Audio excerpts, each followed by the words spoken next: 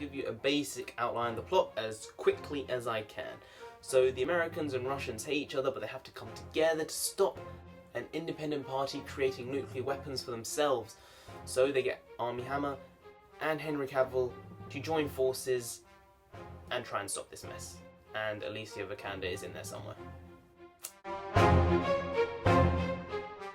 Now this film was super funny, and to be completely fair, I wasn't really expecting a lot from this film or anticipating it at all, because the trailers weren't particularly good. They were okay, they didn't really get any hype built up for me to go see it, but I was pleasantly surprised. So I haven't actually seen the original TV series this is based off of, so I wasn't sure what to expect from this film in terms of tones, but you know, action and comedy, like I've said before, just work for me personally.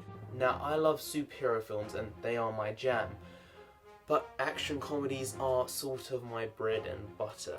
I would watch a good action comedy over a superhero film any day of the week. I might say Guardians of the Galaxy is that film that I could watch whenever, because it's sort of an action comedy / comic book film, so it's like all of them all together. So Guardians of the Galaxy, thank you very much for being one of my favourite films ever. Alicia Vikander and Henry Cavill absolutely stole the film. Both their performances were great. I'm not saying Armie Hammer was bad, his accent was surprisingly good. I was very pleased with how well they did that compared to the Avengers. So maybe they should get the same dialect coach for Marvel as they did for this film, because he did a pretty good job having that Eastern European Russian accent. And Henry Cavill was actually incredibly funny in this film. Bar the obscene amount of sexual innuendos in the film as well, there were just too many. Some of them were very, very forced. That's one of the only negatives of the film, was there were far too many of these things, and it didn't seem like they fit in the script properly. They just put them in there to make you laugh. They did make you laugh, but on reflection, they were a bit pushed, and it didn't sit right in the script. Another thing that didn't sit right was the amount of rainbow flares in this film. I don't like them. I don't see how anyone can like them. But film is subjective, so you're entitled to your own opinion. You're wrong. Rainbow flares should not be in films at all. They're just so stupid.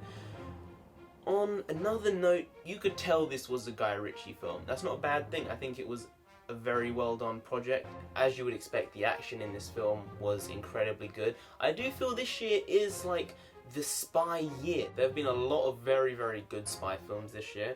This included. It was a decent, good spy film. And there's Spectre coming out later in the year as well, which is, well, if it's anything like Skyfall, then we have a handful. Now on to my rating of the film. I would give this film a sterling 7 out of 10. Now, do you agree with me? Let me know down below. And if you did enjoy this video, please do like, share, comment, and subscribe to the channel down here. If you didn't, this guy is going to come after you. He's going to make you tap out and say uncle. So you should just like, share, comment, and subscribe to the channel down here. Anyway, now I have been Narendra the Comic. You've been great. And I'll see you next time. Skadoosh.